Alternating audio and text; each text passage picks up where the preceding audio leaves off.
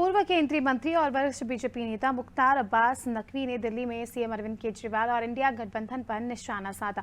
उन्होंने कहा कि मोदी सरकार की करप्शन पर जीरो टॉलरेंस की नीति से कोई बच नहीं पाएगा और गलत करने वालों को जेल जाना ही पड़ेगा। उन्होंने आगे कहा कि करप्शन किसी भी देश और समाज के लिए बड़ा नुकसानदायक है। ऐसे में करप्शन का खत्म होना बहुत जरूरी है। और इस दौरान बीजेपी नेता नकवी ने राहुल गांधी के बैजनाथ धाम में पूजा अर्चना करने पर भी निशाना साधा और कहा यूनिफॉर्म सिविल कोड को लेकर कहा कि यूसीसी से धार्मिक अधिकारों पर बंदिश नहीं लगेगी। सरकार का ये कदम सराहनीय है और सभी को इसका स्वागत करना चाहिए। एक चीज आपको देखना होगा कि नरेंद्र मोदी जी ने इन 10 सालों में तुष्टीकरण के सांप्रदायिक रिवाज को सशक्तिकरण और सुधार के समावेशी मिजाज से जो है वो बदला है। एक तरफ तुष्टीकरण का रिवाज था और दूसरी तरफ सुधार और समावेशी विकास का मिजाज है।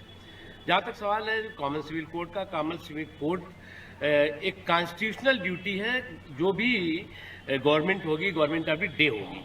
संविधान के निर्माताओं ने, जिसमें कि बाबा साहब भीमराव अम्बेडकर से लेकर के मौलाना अबुल कलाम आज़ाद से लेकर के डॉक्टर हसरत मोहानी से लेकर के और जवाहरलाल नेहरू जी और सरदार पटेल जी से लेकर के सभी लोगों का एक मत था कि देश को समान नागरिक कानून की दिशा में आगे बढ़ना चाहिए। और एक चीज़ क्लियर होनी चाहिए कि समान नागरिक कानून का कतई अर्थ नहीं कि किसी भी मजहब या किसी भी कौम के जो धार्मिक अधिकार हैं उस पर किसी तरह का प्रतिबंध या उस पर किसी तरह की बंदिश होगी। केवल जो है वो सिविल जो कानून है वो समान है।